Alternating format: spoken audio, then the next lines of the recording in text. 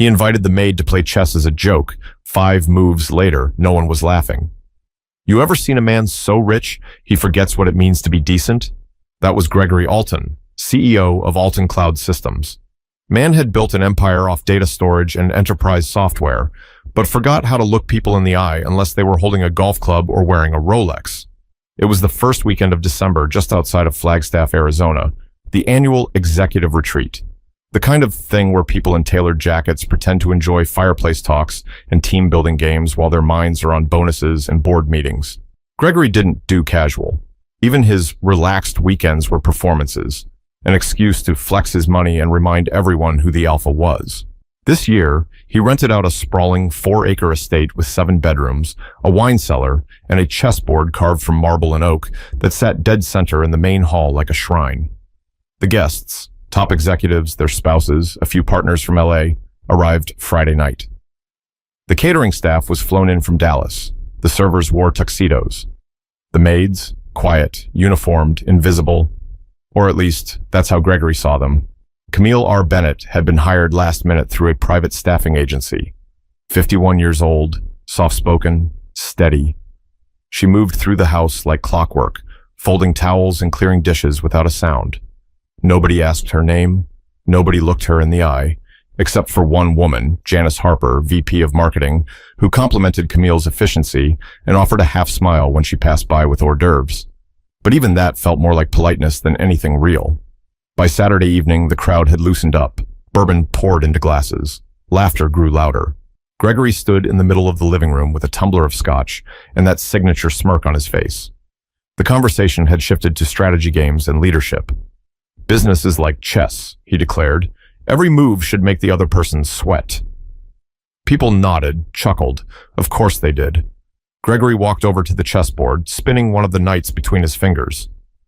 Anyone want to try their luck? He asked, eyes sweeping the room like a lion scanning a herd. No one moved. He turned then, just enough to catch Camille crossing through the hall with a tray of clean wine glasses. You, he said, loud enough to cut through every conversation. Camille froze mid-step. Gregory grinned. You ever play chess? She paused, looked at him, then at the board. A little, she said quietly. Oh, come on now, he chuckled. Don't be shy. Let's see what the help can do. A ripple of nervous laughter passed through the room. Someone coughed. Janice Harper's face twitched, unsure if she should laugh or leave. Camille looked at the guests, then back at Gregory, her lips pressed together in a firm line. She walked over, gently set the tray down on a side table, and wiped her hands on her apron. Sure, she said, her voice steady. If you want to play, I'll play. Gregory clapped his hands like a game show host. That's the spirit. He yanked out the chair across from him and gestured with an exaggerated bow. The guests circled in like vultures. One guy even pulled out his phone to record. Gregory moved first, aggressive, fast, like he was swatting flies instead of playing chess. Camille didn't rush. She sat back in the chair, eyes focused, hands folded under the table like she had all the time in the world. The laughter quieted. Something in her stillness made people stop smiling. But what no one in that room knew was this. Camille Bennett had played this game before, and not just on a board. She'd played it with her life. Camille didn't dress like someone you'd expect to see at a chessboard. Her gray polo was tucked neatly into plain black pants, and her shoes were the kind meant for long shifts, not compliments. Her braids were pinned back simply, but her eyes, sharp, clear, watchful, didn't miss a thing. Gregory leaned forward across the board, cracking his knuckles. Don't worry, he said. I'll go easy. Camille smiled faintly. Please don't. The guests chuckled, some awkwardly, some genuinely. No one knew if she was joking. Gregory didn't like that. He opened with an aggressive king's pawn. Predictable, showy. Camille responded with a quiet defense. Bishop's pawn, slow and calculated. Then she waited, not nervously, patiently, like someone who knew the weight of silence. By the third move, Gregory was narrating. This is called the Italian game. Old school. Classic. They teach it in beginner books. Camille didn't say anything. She just moved her knight, and suddenly the angle shifted. People leaned in closer. Janice whispered to her husband, "She's not guessing. Look at her. She's studying him." Gregory, maybe sensing the shift in energy, cleared his throat and glanced at the crowd. You know, I once beat a hedge fund manager in 6 moves. Guy never saw it coming. Camille slid her bishop diagonally across the board. A clean, quiet move. You sure you haven't played before? Gregory asked, eyes narrowing. I played a little in college, she said. Oh yeah? Where? Fisk, she replied. That gave a few people pause. Fisk University, historically black college, well known for its academics. You study there? Gregory asked, now trying to sound casual. I did, Camille said. Computer science. Full ride. Somewhere in the back, someone muttered, Damn. Gregory blinked. He looked at the board, then at her. And now you clean houses? He asked. Camille didn't flinch. My mother got sick. I left before graduation to take care of her. Never went back. She moved her knight again. Another solid play. Not flashy, not loud, but it cut off Gregory's entire left side. For a second, the room was quiet. He scratched his chin, suddenly unsure of the next move. Camille's voice was calm. You don't have to do something forever for it to matter. Gregory stared at her. She wasn't being smug. She wasn't performing. She was just telling the truth. For the first time all weekend, nobody in the room said a word. It was like watching something shift in slow motion, one piece at a time. He moved his queen aggressively, trying to reclaim space, but she parried with ease, moved a pawn. Simple, precise. You trap yourself when you don't respect the board, she said quietly. That hit different. Gregory leaned back in his chair, laughing nervously. You're quoting Sun Tzu now? Camille looked up, her face unreadable. No, my uncle taught me that. He worked at a tire shop in Memphis, played chess on milk crates outside the shop during his breaks. There was weight in that statement, more than Gregory knew how to carry. He looked back down at the board. Something was off. The queen was cornered, his rook blocked, his knight pinned down. He leaned in, squinting. Wait, hold on, he mumbled. Camille didn't move, didn't fidget. She just waited. Janice stepped closer, one hand on her mouth. The CFO, Alan Drake, leaned forward too. No one was checking their phones anymore. Even the servers paused as they walked by. Camille reached forward, moved her rook. Another quiet move, the kind that looked small, until you realized everything behind it. Check, she said softly. Gregory's eyes widened. The room went dead quiet. But if Gregory thought this was just a lucky break, he was about to learn just how deep Camille's game really went. Gregory stared at the board like it had betrayed him. His fingers hovered over his bishop, then his knight, then back again, like he was trying to force a future that didn't exist.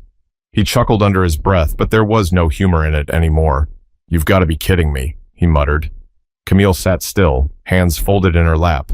She wasn't gloating, no smirk, no expression at all, just watching, like she had nothing to prove, because she didn't. Gregory cleared his throat. All right, he said louder. You've got some moves. Maybe I underestimated you. A few of the executives chuckled politely, unsure of which side of the joke they were on. But let's be real, Gregory continued, forcing a grin. One check doesn't mean much. This game is far from over. Camille nodded slightly. Of course, take your time. He moved a pawn to block. It was clumsy, too reactive. Camille's eyes flicked over the board. Her hands moved again. You should have castled, she said simply. Another piece snapped into place. Alan Drake raised an eyebrow. He's getting boxed in. Gregory shot him a quick look. It's just a warm-up.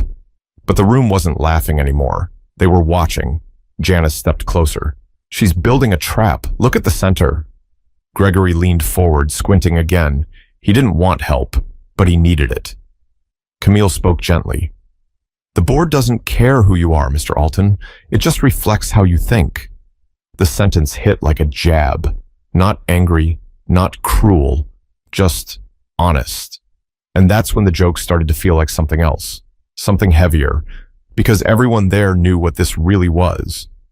Gregory didn't invite Camille to the table out of generosity. He did it to show off, to get a few laughs, maybe embarrass someone who couldn't push back. She was supposed to fumble, to shrink, to remind the room of how high they all sat and how far she was below, but she didn't shrink. She leaned in, and every move reminded them how wrong they were. Wait, Gregory said, holding up a hand. Let's pause for a second. Let's reset. Start fresh. Camille raised an eyebrow. You want to start over? He hesitated. I mean, this was just for fun, right? Nobody's keeping score. Her voice was soft. Only people losing say that. The line wasn't sharp. It wasn't even said with heat. But the room reacted like it had been slapped. Someone near the back muttered, "She's not playing with him, she's playing through him." Gregory swallowed. "All right then," he snapped. "Let's go." Camille moved again. This time, her knight slipped into a position that pinned Gregory's rook between her bishop and queen. Another gasp. "She's closing in," Janice whispered. Gregory's cheeks flushed. He looked up, eyes darting from face to face. These were his people, his lieutenants. He paid their salaries, controlled their futures.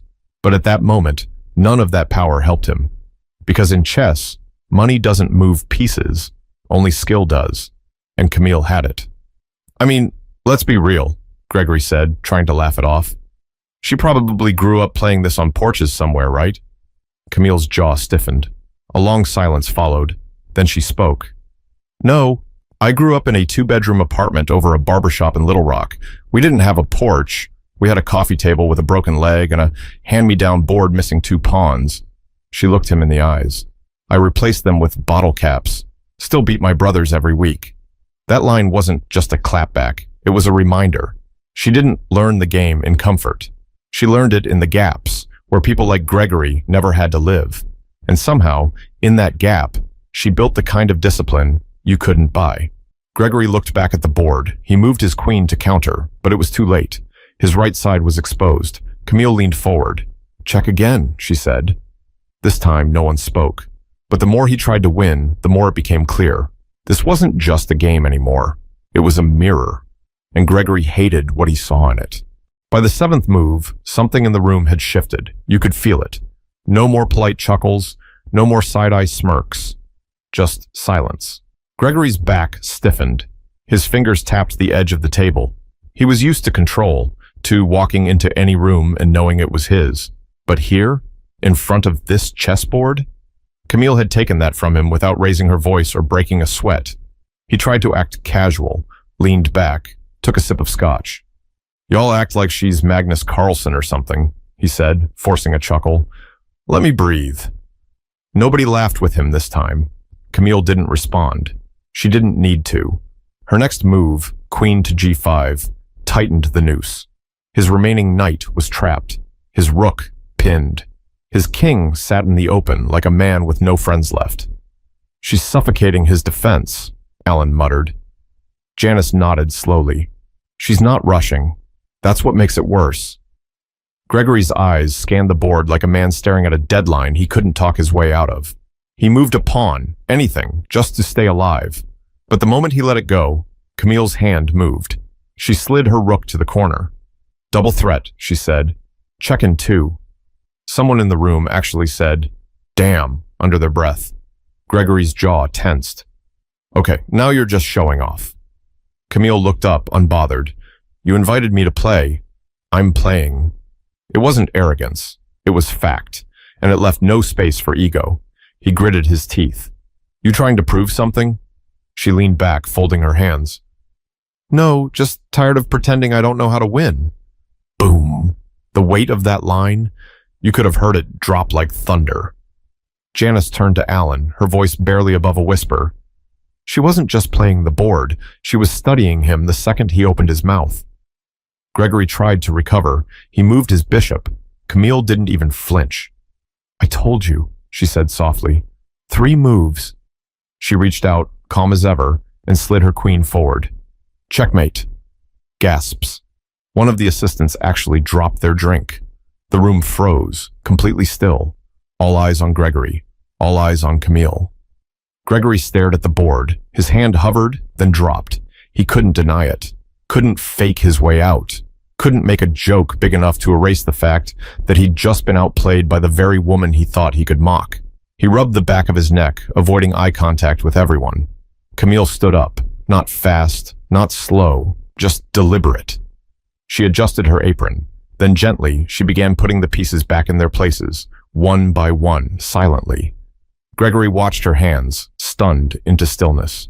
You know, he mumbled finally, this wasn't how it was supposed to go. Camille looked at him, really looked at him. I know, she said. That's the problem. Not a threat, not a boast, just the truth. She turned to walk away. Her shoes whispered against the floor. Wait, Janice called after her. Camille stopped. Janice cleared her throat. That was impressive. Camille gave her a small, warm nod. Thank you. Gregory looked down, then muttered, Guess you're more than just a maid. Camille paused, turning her head slightly. I always was, she said. You just didn't see it. But the real checkmate wasn't the move. It was how Camille walked away with her dignity intact, while the room sat there trying to figure out how they'd missed the brilliance sitting right in front of them. Camille left the room like she'd simply done her job. No victory lap, no smirk, no dramatic pause. Just quiet steps down the hallway and back to the kitchen. But the silence she left behind was louder than anything she could have said. Gregory stayed seated at the board, still, elbows on the table, his drink untouched. He stared at the chess pieces as if they'd betrayed him. Someone finally broke the silence. Janice turned to the others. You all saw that, right? That wasn't just a game. Alan nodded slowly. He tried to use her. She didn't just win. She taught him something. Across the room, phones were lowered. Conversations came in hushed tones now, awkward and broken. The power dynamic had flipped without warning, and no one knew how to carry themselves. One of the younger executives, Jason, fresh out of business school, shook his head. I feel like I just watched a movie or something. Like, that didn't feel real. Oh, it was real, Janice said. You just weren't expecting the ending. Gregory finally pushed back from the table. The chair made a hard scrape on the floor. He stood up, exhaling like the wind had been knocked out of him. No words, just the look of someone realizing too late that he wasn't the smartest person in the room. He looked around, met a few eyes, then dropped his gaze again. The guests began to scatter, quietly. Conversations picked back up in low tones, but nothing sounded the same. The mood had cracked. People were watching him now, not because he was the boss, but because they didn't know what to make of what they just saw. In the kitchen, Camille washed a few glasses. Nothing fancy, no ceremony. She stood by the sink like she had for every event she ever worked. Only this time, something felt different, even if she never said a word. Janice stepped in. Camille didn't look up right away, but she felt her presence. Hey, Janice said gently. I hope that didn't make things harder for you. Camille glanced at her, drying her hands with a towel. You mean harder than being mocked in front of 30 people? Janice looked down, embarrassed. Fair. Camille gave a small smile. Not bitter, just knowing. It's all right. I've been invisible in nicer rooms than that. Janice stepped closer. I just want you to know. That was one of the most graceful things I've ever seen. You didn't just beat him. You carried yourself with more class than half the people in that room combined. Camille nodded. Thanks. Janice hesitated, then asked, You ever think about going back, to school, I mean? I used to, Camille said, but sometimes life doesn't give you that kind of space. And then one day you realize everything you had to give, you gave somewhere else. Janice didn't have a response, just respect. Meanwhile, back in the living room, Gregory stood alone by the fireplace. He poured himself another drink, but he didn't touch it. His mind wasn't on the scotch. He looked over at the chessboard, pieces now reset. Camille had done it without being asked. He hadn't said thank you. And now, standing there, he realized he didn't just lose a game. He exposed something ugly, not just to the room, but to himself. He couldn't laugh it off, couldn't spin it. Camille hadn't yelled. She hadn't called him out. She hadn't needed to. Her calm intelligence had done all the talking. He took a deep breath. For the first time in a long time, Gregory Alton felt small. But what lingered in the air wasn't just the memory of the loss. It was the question no one in that room could stop asking themselves. What else have we been blind to, just because we never bothered to look closer? Sunday morning came with the smell of fresh coffee, eggs, and silence.